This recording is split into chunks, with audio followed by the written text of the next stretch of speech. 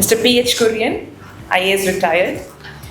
We are truly honoured to have you with us, sir, a highly distinguished civil servant who has served Kerala and the nation in various key capacities. He has served as Additional Chief Secretary, handling crucial departments such as revenue, housing, disaster management and environment in Kerala. During his career, he also held the position of Principal Secretary for Industries and Information Technology. His experience spans both the state level and the central government. He earlier worked as the Controller General of Patents, Designs and Trademarks in the Government of India. He played a vital role in relief operations during the 2018 Kerala floods, where as an Additional Chief Secretary Revenue, he also served as Relief Commissioner. After his active bureaucratic career, he went on to serve as Chairman of Kerala Real Estate Regulatory Authority. We are privileged to have you with us, sir, such an eminent personality. May I now request Mr. P.H. Kurian to deliver the inaugural address and formally inaugurate this one-day seminar on opportunities and concern in the MSME sector. എല്ലാവർക്കും നമസ്കാരം. ചേംബറിൻ്റെ അധ്യക്ഷനും ഈ സെമിനാറിൻ്റെ അധ്യക്ഷനുമായ മുഹമ്മദ് കുട്ടി, ബൈജു നെടുങ്കേരി, ചെറിയ ആളിൽ നിന്ന് വലിയ പുള്ളിയായ ഒരു 15 വർഷം കൊണ്ട് പുള്ളിയുടെ തുടക്കം മുതലേ ഞങ്ങൾക്ക് അറിയാവുന്നതാണ്. മമ്മൂട്ടി അതുപോലെ തന്നെ. അപ്പോൾ ഇതൊക്കെ നമുക്ക് 2002-2003 മുതലൊക്കെ അറിയാവുന്ന ആളുകളാണ്. ഇവിടെയൊക്കെ വളർച്ച കണ്ടിട്ടുണ്ട്. റസലും അതുപോലെ ഒരു 10-15 വർഷമായിട്ടുള്ള എൻ്റെ സുഹൃത്താണ് ശ്രീ വിപിൻ പീറ്റർ. ഇവിടെ സന്നിധരായിരിക്കുന്ന സംരംഭകരെ എല്ലാവർക്കും എൻ്റെ നമസ്കാരം. ഞാൻ 34 വർഷത്തോളം സർക്കാർ സേവനം ചെയ്തു. അതിൽ 10 വർഷവും അതിൽ കൂടെ അറൗണ്ട് 10 വ്യവസായം മാത്രമായിരുന്നു. കേരളത്തിൽ എൻ്റെ അത്രയും വ്യവസായമായിട്ട് ബന്ധപ്പെട്ട് ഒരു IAS ജോലി ചെയ്തിട്ടില്ല, അത്രയും കാലം ചെയ്തു. അതിന് മുമ്പും വ്യവസായികളുടെ പ്രോബ്ലം അറിയുന്ന ജോലി 2 വർഷം ലേബർ കമ്മീഷണറായിരുന്നു. അപ്പോൾ ലേബർ യൂണിയനിസം ഇതുകൊണ്ട് വ്യവസായത്തിനുണ്ടാകുന്ന ബുദ്ധിമുട്ട് പഠിച്ചിട്ടാണ് ഞാൻ അതിന് അതിന് മുമ്പ് 1 വർഷം KFCയുടെ MD ആയിരുന്നു. അപ്പോൾ ധനകാര്യ സ്ഥാപനങ്ങൾ വ്യവസായികളെ എങ്ങനെ വാര വെക്കുന്നു എന്നുള്ളതും ഉപദ്രവിക്കുന്നുള്ളതും അതും കണ്ടിട്ടാണ് ഡയറക്ടർ ഇൻഡസ്ട്രീസ് ആയത്. ഡയറക്ടർ ഇൻഡസ്ട്രീസ് ഒരു 6 മാസം കഴിഞ്ഞപ്പോൾ KSIDC MD ആയി, അടുത്ത ധനകാര്യ സ്ഥാപനം. അതേസമയത്ത് തന്നെ ഇൻഡസ്ട്രി സെക്രട്ടറി ആയി. ഒരേ സമയത്ത് 5-6 ജോലി ഒരുമിച്ച് ചെയ്തുകൊണ്ടിരുന്ന ആളാണ്. വ്യവസായവുമായി ബന്ധപ്പെട്ട് പല ജോലി ചെയ്തു. അപ്പം ഞാൻ അന്ന് മുതലേ മനസ്സിലാക്കുന്ന ഒരു കാര്യമുണ്ട്. കേരളത്തിൽ ഇന്ത്യയിൽ 91 ആണ് മൻമോഹൻ സിംഗും നരസിംഹറാവും കൂടെ ലിബറലൈസേഷൻ, പ്രൈവറ്റൈസേഷൻ, ഗ്ലോബലൈസേഷൻ എന്ന് പറഞ്ഞിട്ട് ലൈസൻസുകാരും ഒക്കെ ഒറ്റ രാത്രി കൊണ്ട് എടുത്തു കളഞ്ഞ് ഒറ്റ ബഡ്ജറ്റ് കൂടെ അനൗൺസ് ചെയ്ത് വലിയ മാറ്റങ്ങൾ ഉണ്ടാക്കിയെന്നുള്ളത് ശരിയാണ്.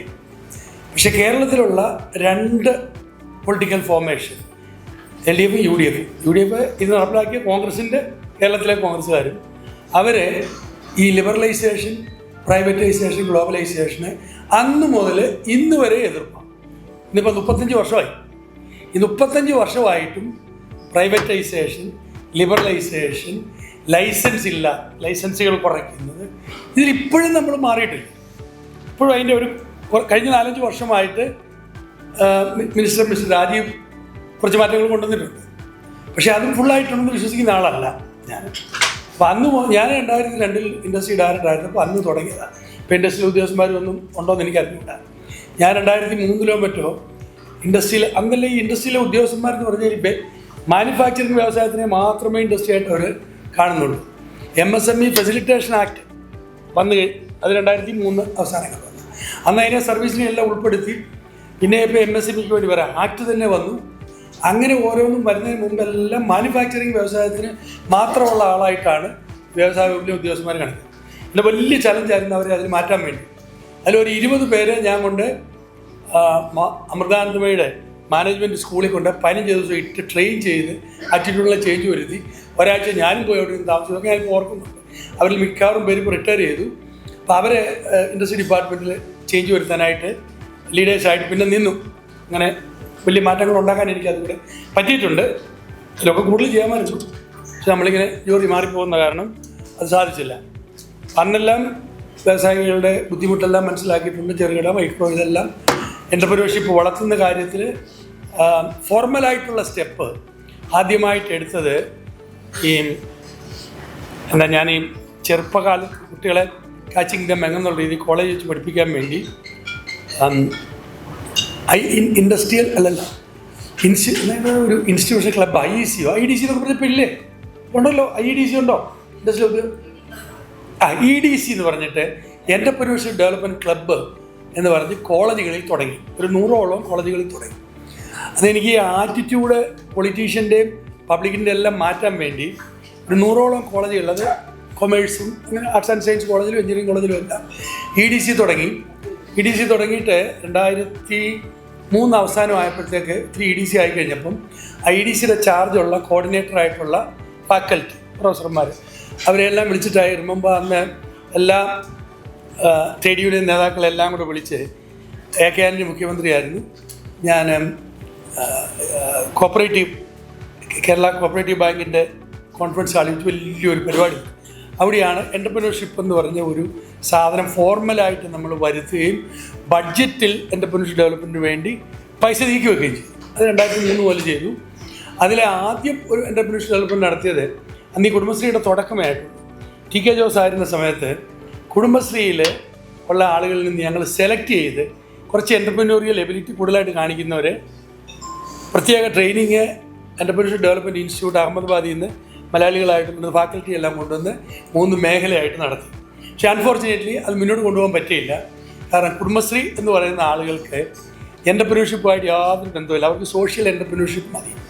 അതിനകത്ത് നിന്ന് അടുത്ത ലെവലിലേക്ക് ഇൻഡിവിജ്വൽ എൻ്റർപ്രന്യൂറായിട്ട് ഗ്രാജുവേറ്റ് ചെയ്യണം. ഇതായിരുന്നു എൻ്റെ ആശയം. 60 ലക്ഷം രൂപ അതിനകത്ത് തുലച്ചു. എല്ലാം ട്രെയിൻ ചെയ്ത് ഒറ്റ ആളിനെ പോലും മാറ്റാൻ പറ്റിയില്ല. കാരണം കുടുംബശ്രീ ഒരു ശക്തമായ സംഘടനയാണ്. അപ്പോൾ അവർ സോഷ്യൽ എൻ്റർപ്രന്യൂർഷിപ്പ് നിൽക്കുകയാണ്. അന്ന് ഞാനിതെല്ലാം പറയുന്നതെന്ന് വെച്ച് കഴിഞ്ഞാൽ ഇപ്പോഴും ചെയ്യേണ്ട കാര്യമായതുകൊണ്ടാണ്. സോഷ്യൽ എൻ്റർപ്രന്യൂർഷിപ്പ് ഒരു ലെവലിൽ അതാണ് ആവശ്യം. അത് കഴിഞ്ഞിട്ട് അടുത്ത ലെവലിലേക്ക് അവരെ ഗ്രാജുവേറ്റ് ചെയ്യണം. അത് ഗവൺമെൻറ് സഹായിക്കണം, എല്ലാ ഇൻസ്റ്റിറ്റ്യൂഷനും സഹായിക്കണം. പിന്നെ എനിക്ക് ധാരാളം ഇത് MSMEയുമായിട്ട് ബന്ധപ്പെട്ട് തന്നെ ഒത്തിരി വിദേശ ട്രിപ്പുകൾ നടത്തേണ്ടി വന്നിട്ടുണ്ട്. കാരണം ഞാൻ ഇവിടുന്ന് ആളുകളെ കൊണ്ട് ഒത്തിരി രാജ്യങ്ങളിൽ കൊണ്ടുപോയിട്ടുണ്ട്. അതൊക്കെ ഇപ്പം നിന്നുപോയി. ഇവിടുത്തെ എൻ്റർപ്രന്യൂർഷിപ്പിനെയൊക്കെ അവരെ ഇന്നോവേറ്റീവ് ആക്കാനും ലോകം കാണിക്കാനും എല്ലാ വർഷവും 2-3 പ്രാവശ്യം വീതം 5-8 രാജ്യങ്ങളിൽ കൊണ്ടുപോയി. പിന്നെ IT എൻ്റർപ്രന്യൂർഷിനെ ഒത്തിരി രാജ്യങ്ങളിൽ കൊണ്ടുപോയി. അപ്പോൾ ഇതെല്ലാം ചെന്ന് കഴിയുമ്പോൾ നമുക്ക് ലോകത്തിലുണ്ടാകുന്ന മാറ്റം കണ്ടുപിടിക്കാം. അവിടെയൊക്കെ ഇവിടെ ഇപ്പോഴും നമുക്ക് ലൈസൻസ് രാജ്യം നിന്ന് മാറിയിട്ടില്ല. ഈ പഞ്ചായത്തിൽ എന്തിന് ലൈസൻസ് കൊടുക്കണമെന്ന് എനിക്ക് ഇപ്പോഴും അറിയത്തില്ല. പഞ്ചായത്തിലൂടെ രജിസ്ട്രേഷൻ ചെയ്താൽ മതി. പഞ്ചായത്ത് എന്തിനാണ് ലൈസൻസ് കൊടുക്കുന്നത്? അവർക്ക് ലൈസൻസ് കൊടുക്കാൻ എന്ത് കാര്യം നോക്കിയിട്ടാണ് ലൈസൻസ് കൊടുക്കാൻ പറ്റുന്നത്? ഫാക്ടറി ആൻഡ് ബോയിലേഴ്സിന് ഒരു റൂളുണ്ട്, അതനുസരിച്ച് ലൈസൻസ് കൊടുക്കും. പൊല്യൂഷൻ കൺട്രോൾ ബോർഡിന് കൺസെൻറ്റ് ഓപ്പറേറ്ററോ കൺസെൻറ്റ് അതിനൊരു റൂളും ഉണ്ട്. അങ്ങനെ ഏതെങ്കിലും ലൈസൻസ് കൊടുക്കുന്ന ആളിന് അതിനൊരു ഗൈഡ് ലൈൻ, അത് ഇന്ന കാര്യം ഇല്ലെങ്കിൽ ലൈസൻസ് തരും. പഞ്ചായത്തിൽ അങ്ങനെ ഒരു സാധനം ഇല്ല. ഇന്ന കാരണം കൊണ്ട് ലൈസൻസ് നിഷേധിക്കാൻ പറ്റുന്നില്ല. അവർക്ക് തോന്നിയാസം ചെയ്യാം. ഇപ്പോഴും അത് മാറിയിട്ടില്ല. ഇപ്പം നിങ്ങൾ പറയുന്നത് ഒന്നുമില്ലാതെ തുടങ്ങിയെന്നില്ല. അവരെ ഏത് തരത്തിൽ പഞ്ചായത്ത് ഭാരമാക്കാൻ പോകുന്നത് ഇനിയും ആ 3 വർഷം കഴിയുമ്പോഴാണ് അറിയാൻ പോകുന്നത്. ഇവർക്ക് ഇൻഡസ്ട്രി ഉദ്യോഗസ്ഥർക്ക് അറിയാം. ശരിയല്ലേ ഞാൻ പറയുന്നത്? അന്നേ ഞാൻ പ്രെഡിക്റ്റ് ചെയ്താൽ എല്ലാവരും പോയി ഒന്നുമില്ലാതെ തുടങ്ങും. ആ പഞ്ചായത്തുകളിൽ വാസ്തവത്തിൽ an entrepreneur need to only register, give his basic information that this is there. അത് ഉപയോഗിച്ചുകൊണ്ട് അവർക്ക് വല്ല ടാക്സോ അവർക്ക് എംപ്ലോയ്മെൻറ്റ് ടാക്സ് ഉണ്ടല്ലോ, പ്രൊഫഷണൽ ടാക്സോ അങ്ങനെ വല്ലതും പിടിക്കാൻ വേണ്ടിയുള്ള സാധ്യത മാത്രം. അപ്പോൾ ഇങ്ങനെ പഞ്ചായത്തിൻ്റെ ഈ അതിപ്രസരം വ്യവസായികളുടെ മുകളിൽ ഇൻഡസ്ട്രിയൽ എസ്റ്റേറ്റിൽ ഞാൻ മാറ്റിയെടുത്തു. 2014-15 പഞ്ചായത്ത് രാജ് അമെൻഡ് ചെയ്തപ്പം ഒറ്റ മണിക്കൂർ കൊണ്ട് ആ നിയമം മാറ്റി. എന്നുവെച്ചാൽ ഡ്രാഫ്റ്റ് സബ്ജക്റ്റ് കമ്മിറ്റി അപ്രൂവ് ചെയ്ത് വന്നത് പാസ്സാക്കിയ ആ സമയം അന്ന് രാവിലെ മുതൽ വർക്ക് ചെയ്ത് ഉച്ചയ്ക്ക് 3 മണിയായപ്പം അസംബ്ലിയിൽ അവതരിപ്പിച്ചപ്പം ഇൻഡസ്ട്രിയൽ എസ്റ്റേറ്റിൽ പഞ്ചായത്തിൻ്റെ അധികാരം എടുത്തു. Panchayat Raj Act will not be applicable for government പറഞ്ഞ ഇൻഡസ്ട്രിയൽ എസ്റ്റേറ്റ് ഇപ്പോൾ ഇല്ല. 2015 ചെയ്ത അവിടുത്തെ ഇൻഡസ്ട്രി എല്ലാം നശിച്ചു.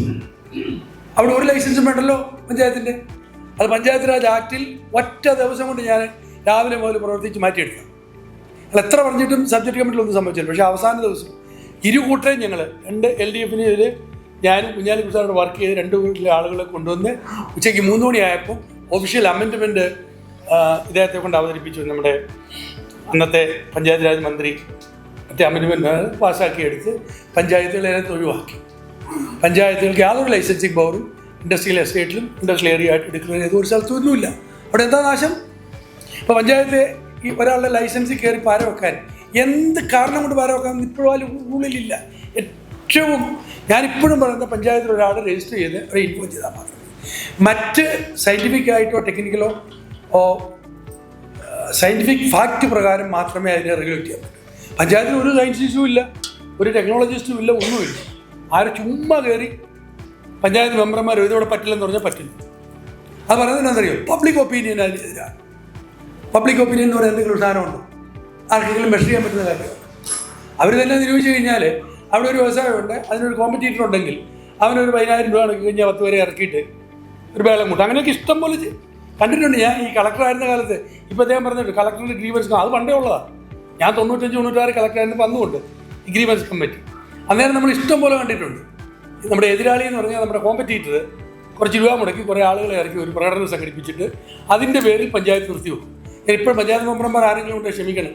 അന്നും കണ്ടതാണ് 12 മെമ്പറുള്ള പഞ്ചായത്തിൽ 12 പേർക്കും ഒരുപോലെ കൊണ്ട പൈസ കൊടുത്തു കഴിഞ്ഞപ്പോൾ എല്ലാ ഓപ്പോസിഷനും പറഞ്ഞത് ക്ഷമിക്കണം. ഇതെല്ലാം നമുക്ക് കൃത്യമായിട്ട് അറിയാവുന്നതുകൊണ്ട് അടി നടക്കുന്ന കാര്യം.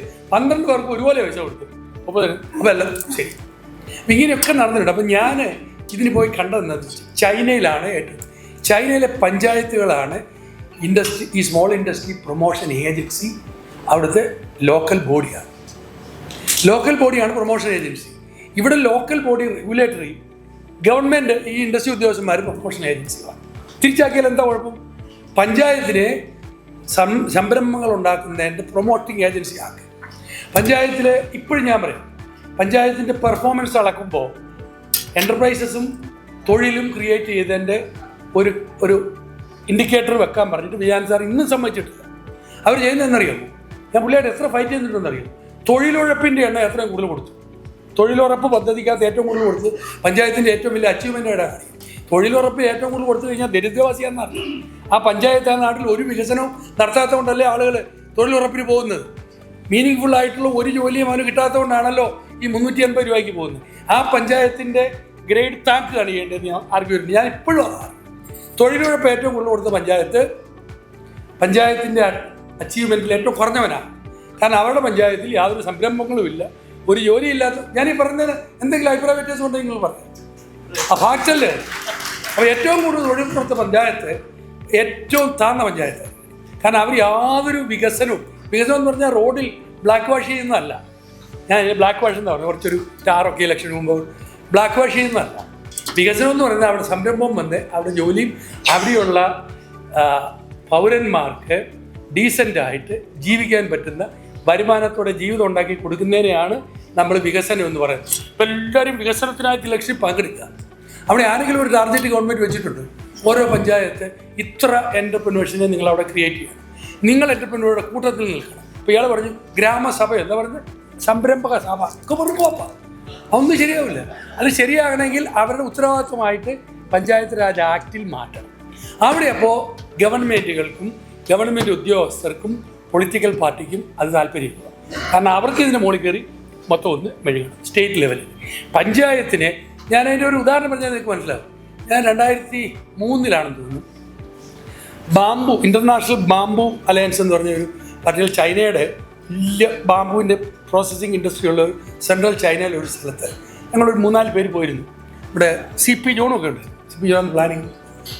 അവിടെ ചെന്ന് ഞാൻ താമസിക്കുന്ന ഹോട്ടലിൽ നമ്മൾ എൻ്റെ വലിയ ഇൻ്റർനാഷണൽ സെമിനാർ അവിടെ നിന്ന് അവരുടെ ലിസ്റ്റിനകത്ത് നിന്ന് ഒരു 2-3 പഞ്ചായത്ത് സെക്രട്ടറിമാർ എന്നെ കാണാനായിട്ട് ഇൻ്റർപ്രറ്റ് പോലെ അപ്പോയിൻമെൻറ്റ് ചോദിച്ചു. 2 കൂട്ടർ ചോദിച്ചു. ഒരു സയൻറ്റിസ്റ്റ് ചോദിച്ചു. നമ്മൾ ചുമ്മാ ഇരിക്കുക. അവിടെ പോയി ഈവനിങ് ഒരു പഞ്ചായത്ത് സെക്രട്ടറി ജനറലാണ് അയാൾ. പഞ്ചായത്ത് എന്ന് പറഞ്ഞാൽ അവിടുത്തെ വട്ടവണ്ണി. അയാൾ വന്നിട്ട് 2 ഉദ്യോഗസ്ഥന്മാരെ കൊണ്ട് വന്നിരിക്കുക. അയാൾ സെക്രട്ടറി ജനറലും ഡയറക്ടർ ജനറലോ മറ്റുമാണ് ഈ പറഞ്ഞ മുനിസിപ്പാലിറ്റിയോ ചെറിയ ബോഡിയുടെ. അയാളുടെ കൂട്ടത്തിലുള്ള സയൻസിൻ്റെ ആൾ, ഇൻഡസ്ട്രിയുടെ ആൾ, ഇവരൊക്കെ ഡയറക്ടർമാരോ അങ്ങനത്തെ പേരാണ്. ഇപ്പോൾ അവരെല്ലാം കാർഡും ഒക്കെ തന്ന് ഇംഗ്ലീഷിൽ പ്രിൻ്റൊക്കെ അത് ഒരു പഞ്ചായത്തിൻ്റെ കാര്യമാണ് ഒക്കെ കണ്ടു. എന്നിട്ട് കുറച്ച് പ്രോജക്റ്റുകൾ ഞങ്ങൾ മുന്നിൽ അവതരിപ്പിക്കും. പലതരത്തിലുള്ള പ്രോജക്റ്റ് ഈ പഞ്ചായത്ത് ഉണ്ടാക്കി അവരതിനൊരു കമ്പനിയും രജിസ്റ്റർ ചെയ്ത് അതിനെ എല്ലാം ക്ലിയർ ആക്കിയിട്ട് നമ്മളോട് ആവശ്യപ്പെടുന്നില്ലെന്നറിയാം. നിങ്ങളുടെ സ്ഥലത്ത് നിന്ന് ഇൻ്റർപ്രന്യൂറെ കൊണ്ടുവന്ന് ഈ കമ്പനി അങ്ങ് ഏറ്റെടുത്താൽ മതി. കുറേ എണ്ണം എന്നറിയോ 100 ഏക്കറിനകത്ത് മത്സ്യകൃഷി ചെയ്യുന്ന ഒരു പ്രോജക്റ്റ്. എനിക്ക് ചിരി വന്നു. കേരളത്തിൽ നിന്ന് ഒരാൾ പോയി ചൈനയിൽ പോയി മത്സ്യകൃഷി. അവർ പ്രോജക്റ്റ് നമ്മളെ പഞ്ചായത്ത് ഇങ്ങോട്ട് അവതരിപ്പിക്കുക.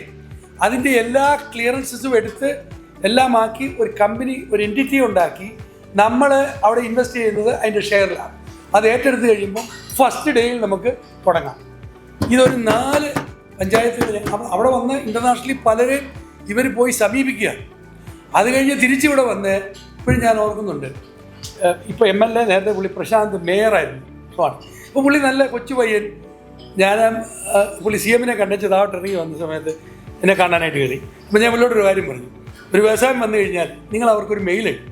നമ്മുടെ ഇവിടുന്ന് മുനിസിപ്പാലിറ്റിയിൽ നിന്ന് ലൈസൻസ് കൊടുത്ത് അവർ ഒരു മെയിൽ അയക്ക്, you are welcome to this place, created so much of environment, I am happy, if there is any problem let in touch me, ഒരു മെസ്സേജ് കൊടുക്കാം. അവളിതെല്ലാം കൊടുക്കാൻ സമ്മതിച്ചില്ല. കാരണം പഞ്ചായത്തുകൾക്ക് ഒരു വ്യവസായത്തെ വെൽക്കം ചെയ്യാൻ പോലും ഇന്ന് കേരളത്തിൽ പറ്റില്ല. കാരണം അത് മന്ത്രിയാണ് ചെയ്യുന്നത്.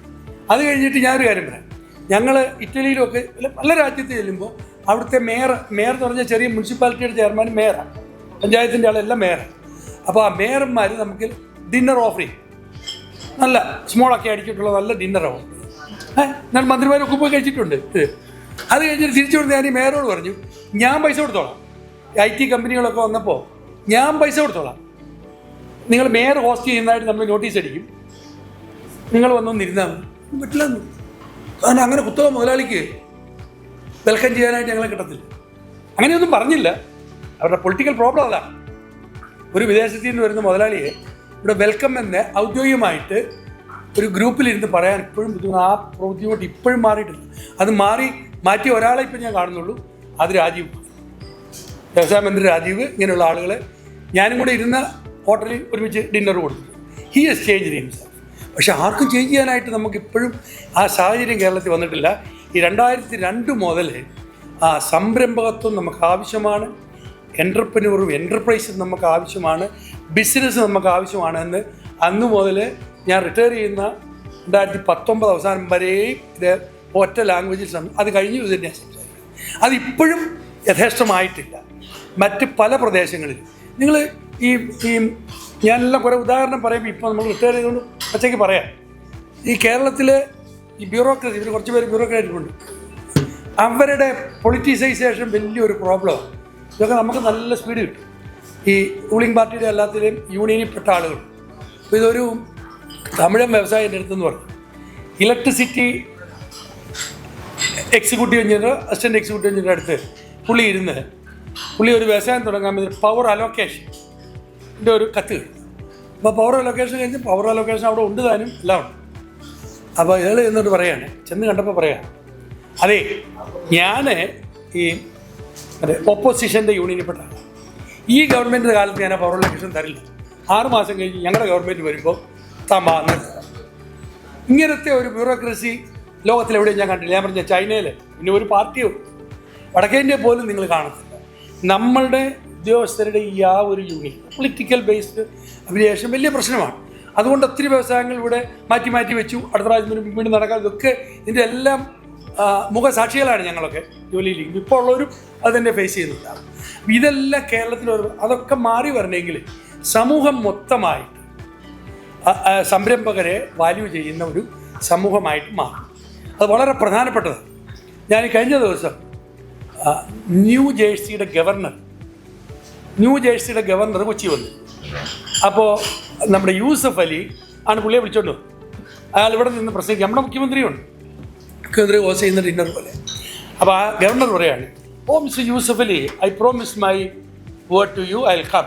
അവരെന്തോ ഗോൾഫ് കളിച്ചുകൊണ്ടിരിക്കുക. അപ്പോൾ യൂസഫ് അലി അവിടെ ചെന്ന് ഗോൾഫ് കളിക്കുന്ന ആരുമായിട്ടാണ്? മേയർ, അവിടുത്തെ ഗവർണർ, അവിടെ വന്നാൽ അവിടുത്തെ ചീഫ് മിനിസ്റ്റർ ന്യൂ ജേഴ്സി. ഞാൻ ഗോൾഫ് കളിച്ചുകൊണ്ടിരുന്നു, ഞങ്ങൾ കേട്ടതാണ്. ഗോൾഫ് കളിച്ചുകൊണ്ടിരുമ്പോൾ നിങ്ങൾക്ക് എന്താ പ്രോമിസ് ഞാനിതാവും. എനിക്ക് ഈ സേസ് എൻ്റെ നാട്ടിലെ ഏറ്റവും പ്രധാനപ്പെട്ട ഒരു എൻ്റർപ്രൈസാണ് യൂസഫ് അലിയുടെ. അവിടുത്തെ അവരുടെ അമേരിക്കയിലെ മെയിൻ ലോജിസ്റ്റിക് സെൻറ്റർ ന്യൂ ജേഴ്സിയിലാണ്. ഹി ഹാസ് ഇൻവെസ്റ്റഡ് ഒരു $500 million. He is providing job to around 1000 people. He is the most respected person in our community. ഇങ്ങനെ നമുക്ക് എവിടെയെങ്കിലും പറയാൻ പറ്റുമോ? നമ്മുടെ പൊളിറ്റീഷ്യൻ ഇപ്പോഴും പറയാൻ പറ്റുന്നുണ്ടോ? ന്യൂ ജേഴ്സിയുടെ ഗവർണറാണ്. ഇവിടെ ഒരു 2-3 മാസം മുമ്പ് അടുത്ത ഇലക്ഷനിൽ വേറെ ഗവർണർ വന്നു. ലാസ്റ്റ് വീക്കിലാണ് ഞാനിതൊക്കെ വാച്ച് ചെയ്യുന്നതാണ്. അപ്പോൾ ആ തരത്തിലുള്ള ഒരു എൻ്റർപ്രൈസ് ഫ്രണ്ട്ലി, നിങ്ങൾ പറഞ്ഞ പോലെ എൻ്റർപ്രൈസ് ഫ്രണ്ട്ലി ഇൻഡസ്ട്രി എന്നുള്ള വാക്ക് ഇപ്പോൾ ഉപയോഗിക്കേണ്ട കാര്യമില്ല. Industries are same as enterprise, business എല്ലാം ഒന്ന് തന്നെ. എല്ലാ MSME വരുമ്പോൾ ഇറ്റ് ഇസ് നോട്ട് ഡിഫറൻറ്റ്, എല്ലാം ഒരുപോലെയാണ്. അപ്പോൾ അങ്ങനത്തെ ഒരു മെൻറ്റാലിറ്റിയിലേക്ക് ചെറിയ മാറ്റം ഉണ്ടായിട്ടുണ്ട്. ഞാൻ അന്ന് സ്വപ്നം കണ്ടുകൊണ്ടിരുന്ന് പ്രവർത്തിച്ച കുറേ മാറ്റങ്ങൾ അന്ന് വന്നു. അത് കഴിഞ്ഞാൽ പിന്നെ കുറച്ചിപ്പോൾ വന്നു. പക്ഷേ അതും പോരാ. നമ്മൾ ഗ്ലോബൽ സ്റ്റാൻഡേർഡിൽ എത്തണമെങ്കിൽ ഓപ്പണായിട്ട് എല്ലാവരും എൻ്റർപ്രനറെ സഹായിക്കുന്നവരായിരിക്കും. അപ്പോൾ ഇവിടെ നമുക്ക് ഈ ഡിവിഷൻ ഭയങ്കരമായിട്ടുണ്ട്. പഴയ സോഷ്യലിസ്റ്റിക് മെൻറ്റാലിറ്റി ഒക്കെ ഇപ്പോഴും നിൽക്കുന്നുണ്ട്. അതൊക്കെ മാറിക്കൊണ്ടിരിക്കുന്നേ ഉള്ളൂ. അങ്ങനെ മാറി വന്നിട്ട് ഈ മോഡേൺ സമൂഹം ഇന്ന് രാവിലെ നമ്മൾ എഴുന്നേറ്റ് നോക്കുമ്പോൾ 2030 ആകുമ്പോൾ 2040 ആകുമ്പോൾ എല്ലാം കഴിയും. 30 ആകുമ്പോഴത്തേക്ക് തന്നെ ഇപ്പം ഹ്യൂമനോയിഡ് പ്ലംബർ ഒരെണ്ണം കാണിക്കുക. ഒരു പ്ലംബർ ഹ്യൂമനോയിഡ് ഒരു റോബോട്ടാണ്. അപ്പോൾ എല്ലാ പ്ലംബിങ് പണിയും ചെയ്യുന്നത് ഇപ്പം ഇന്ന് രാവിലെ ഞാൻ ഈ കണ്ടിട്ട് വരിക ഇവിടെ മൊബൈലിൽ. അപ്പോൾ ഇതെല്ലാം കൂടെ വന്ന് കഴിയുമ്പോൾ എന്ത് സംഭവിക്കും? അതാണ് ഇപ്പോൾ പുള്ളി പറഞ്ഞു കേട്ടത്. എല്ലാം വന്നു കഴിയുമ്പോൾ നമ്മളെ ഇപ്പം പ്ലംബിങ് പണി ചെയ്തുകൊണ്ടിരിക്കുന്ന ഒരു ചെറിയ എൻ്റർപ്രൈസ് ഉണ്ടെന്നെങ്കിൽ പ്ലംബിങ് പണി അവരുടെ പരിപാടി തീർന്നു. അപ്പോൾ എന്ത് ചെയ്യാൻ പറ്റും? അപ്പോൾ ആ കാലത്തിനനുസരിച്ച് നമ്മൾ മാറേണ്ടി വരും. അപ്പോൾ ഇതുപോലത്തെ ഒരു സംഘടനയുടെ ആവശ്യം അത് വളരെ പ്രധാനപ്പെട്ടതാണ്. കേരളത്തിലെ പൊളിറ്റിക്കൽ പാർട്ടി എന്ന് പറയുന്നത് ലോകത്തിലൊന്നും ഇല്ലാത്തടത്തോളം നമ്പർ ഇവിടെയുണ്ട്. അതുപോലെ സംഘടനയുണ്ട്. സംഘടനകൾ നമ്മളിങ്ങനെ കണ്ടുകൊണ്ടിരിപ്പുണ്ട്. ഞാനിവിടെ വന്നപ്പോൾ ഒരു സംഘടന ഉണ്ടായിരുന്നത് അധികം താമസം രാഷ്ട്രീയ ലെവലിൽ ടണ്ടായി. പിന്നെ അവിടുന്ന് അവിടെ ചെറുവാടി ഉണ്ടാക്കി തിരിച്ചു പോകാൻ വേറൊരെണ്ണം.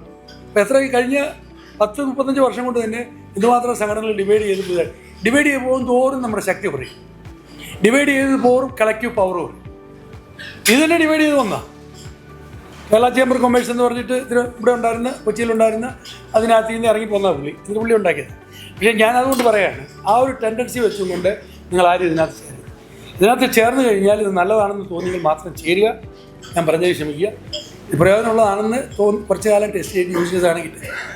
ഞാൻ ഇപ്പോഴേ പറയുക, ഇതിൻ്റെ നേതൃത്വത്തിൽ ഇരിക്കുന്നവരെ ബൈ വലിയ പുള്ളി കേട്ടോ. പുള്ളി ചോദിച്ചാൽ എന്തും നടക്കും കാര്യം പുള്ളിയാണ്. പുള്ളിയൊക്കെ സെക്രട്ടറി ആയിട്ടിരിക്കുന്നതുകൊണ്ട് ഇതുപോലത്തെ ഒത്തിരി കാര്യങ്ങൾ ചെയ്യാൻ പറ്റും. ഞാൻ അന്ന് ഈ ചെറുകിട വ്യവസായങ്ങൾക്ക് വേണ്ടി ചെയ്തിരുന്ന ഒരു വലിയ കാര്യം 2003 മുതൽ തുടങ്ങിയത് B2B മീറ്റ്. വളരെ സക്സസ്ഫുള്ളായിട്ട് 5 വർഷം. പിന്നെ ഞാൻ രണ്ടാമത് എൻ്റെ സെക്രട്ടറി ആയിട്ട് വന്നപ്പം 4 വർഷം 5 വർഷം നടത്തി. പിന്നീട് അതിപ്പോൾ സാധാരണ ഇല്ലെന്നായെന്ന് എനിക്ക് തോന്നുന്നു. ബാംബു ഫെസ്റ്റ് എന്ന് പറഞ്ഞ ബാംബു ക്രാഫ്റ്റും അതിൻ്റെ. അപ്പോൾ അതുപോലെ തന്നെ ഇവിടുത്തെ ആളുകളെ, ഇവിടുത്തെ ഈ ഇന്നൊവേറ്റീവായിട്ടുള്ള ആളുകളെ വിദേശത്ത് കൊണ്ടുപോയി അതിന് കറസ്പോണ്ടിങ് ആയിട്ടുള്ള. അപ്പോൾ അതിനകത്തൊക്കെ ഒരു ഇൻഡസ്ട്രി സെക്രട്ടറി നിരൂപിച്ച് കഴിഞ്ഞാൽ നമ്മുടെ അവിടുത്തെ അംബാസഡർക്ക് കത്ത് എഴുതിയാൽ അവർ ഇൻഡസ്ട്രിക്കാരെയൊക്കെ വിളിക്കും. നമുക്ക് അവിടെ ചെന്ന് ഇൻട്രാക്ട് ചെയ്യാനുള്ള എല്ലാ സൗകര്യവും നമ്മുടെ എംബസികൾ ശരിയാക്കി തരും. ഒരു ബുദ്ധിമുട്ടുള്ളതാണ്. നമ്മളിവിടുന്ന് ഇത്ര പേരെ കൊണ്ടുപോയാൽ മതി. അവരുടെ എല്ലാം ബാക്ക്ഗ്രൗണ്ട് കൊടുക്കണം. ഇന്ന ഏരിയയിൽ നിന്ന് വരുന്നവരാന്ന് പറയുമ്പോൾ അതുമായിട്ട് ബന്ധപ്പെട്ട ആളുകളെല്ലാം അവർ തന്നെ അവിടെ നമുക്ക് കൊമേഴ്ഷ്യൽ അറ്റാച്ച് ഉണ്ട്. അവർ വിളിച്ചു വരുത്തി മീറ്റിംഗ് നമുക്ക് എല്ലാ എംബസിയിൽ നിന്നും ഒത്തിരി എടുത്ത് കൊണ്ടുപോയി അങ്ങനെ നടത്തിയിട്ടുണ്ട്. സിംഗപ്പൂർ, മലേഷ്യ ഇതെല്ലാം നമുക്ക് കൊണ്ടുപോകാൻ പറ്റും. അങ്ങനെ കൊണ്ടുപോയിട്ട് വേണം അവരെ ഒന്ന് ഓപ്പൺ അപ്പ് ചെയ്യാൻ. ഞാനിപ്പോൾ ഓരോരുത്തർ 1000 കോടിയുടെ ബിസിനസ് എന്ന ഒരാളെ 2003 മറ്റോ മലേഷ്യ, സിംഗപ്പൂർ കൊണ്ടുപോയത് ഞാനിപ്പോൾ ഓർക്കുന്നു. ഒറ്റ വാക്ക് ഇംഗ്ലീഷ് പറയാത്ത ആളെ. അവരൊക്കെ ഇപ്പം മാറി. കുറച്ച് കാലം കഴിഞ്ഞപ്പോൾ പുള്ളി ചൈനയിൽ മെഷീൻ വാങ്ങിക്കാൻ പോകുന്നു ഒറ്റയ്ക്ക്. ധൈര്യം വന്നതാണ്. ഇവിടുന്ന് ഓപ്പൺ അപ്പ് ചെയ്ത് ധൈര്യം. നാളിൻ്റെ പേര് ഞാൻ പറഞ്ഞാൽ വലിയൊരു വ്യവസായിയായി. അപ്പോൾ എല്ലാവർക്കും IT പിള്ളേരെ ഞാനിങ്ങനെ ഈ പുതിയ സ്റ്റാർട്ടപ്പ് പിള്ളേരെ കൊണ്ടുപോയി അവരൊന്ന് അവിടെ ചെല്ലുമ്പോൾ പ്രസൻറ്റേഷനിൽ നല്ല രീതിയിൽ ഇംഗ്ലീഷ് അവർക്ക് അറിയാൻ പറ്റാഞ്ഞിട്ടല്ല, ഭയവും അതുമൊക്കെ മാറ്റിയെടുത്ത് വലിയ ഹെൽപ്പ് നിങ്ങൾക്ക് ചെയ്യാൻ പറ്റും. ഈ വക ഇവിടെ നമ്മൾ ഗവൺമെൻറ്റിൻ്റെ ഭാഗത്തു നിന്നൊരു കത്ത് എഴുതിയാൽ അവരെ എംബസി തന്നെ ഈ അറേഞ്ച്മെൻ്റ് എല്ലാം ചെയ്യും. അങ്ങനെ ഒത്തിരി ചെയ്തിട്ടുണ്ട്. അപ്പോൾ അതുപോലത്തെ കുറച്ച് കാര്യങ്ങൾ ചെയ്യണേ മനുഷ്യർ കുറച്ചുകൂടെ ഓപ്പണപ്പാണ്. ഓപ്പണപ്പായി കഴിയുമ്പോൾ അവർക്ക് വീണ്ടും പുതിയ ഓപ്പർച്യൂണിറ്റി കൂടുതൽ പെട്ടെന്ന് മനസ്സിലാക്കാൻ പറ്റും. ആ B2B ഗവൺമെൻറ് ചെയ്യുന്നില്ലെങ്കിൽ മിക്കവാറും പൈസ ഇല്ലാഞ്ഞിട്ടായിരിക്കുമെന്ന് എനിക്ക് തോന്നുന്നു. നിങ്ങൾ വല്ല സ്പോൺസർഷിപ്പൊക്കെ വാങ്ങിച്ച് ഇതിനകത്ത് നിന്നുള്ള പാർട്ടിസിപ്പേറ്റ് ചെയ്യുന്ന ആളുകളുടെ സ്റ്റാളിൻ്റെ ഫീസും എല്ലാം കൂടെ വാങ്ങിച്ച് ഒന്ന് തുടങ്ങിയാൽ വളരെ നല്ലതായിരിക്കും. കാരണം ഈ മാർക്കറ്റിംഗ് ഓപ്പർച്യൂണിറ്റിയാണ് എല്ലാവർക്കും വലിയ ബുദ്ധിമുട്ട്. ഇത് കംപ്ലീറ്റ്ലി കോമ്പറ്റീഷനാണ്. ഈ കേരളം നമ്മളതിന് ഹേർഡ് മെൻറ്റാലിറ്റി എന്ന് പറയും. ഒരാൾ ഇച്ചിരി ലാഭം നടത്തി കഴിയുമ്പോൾ അടുത്ത ആൾ പുതിയ എൻ്റർപ്രനർ നേരെ അത് പോയി തുടങ്ങും. അത് നാച്ചുറൽ, ആർക്കും പിടിച്ചിരുത്താനൊന്നും പറ്റത്തില്ല.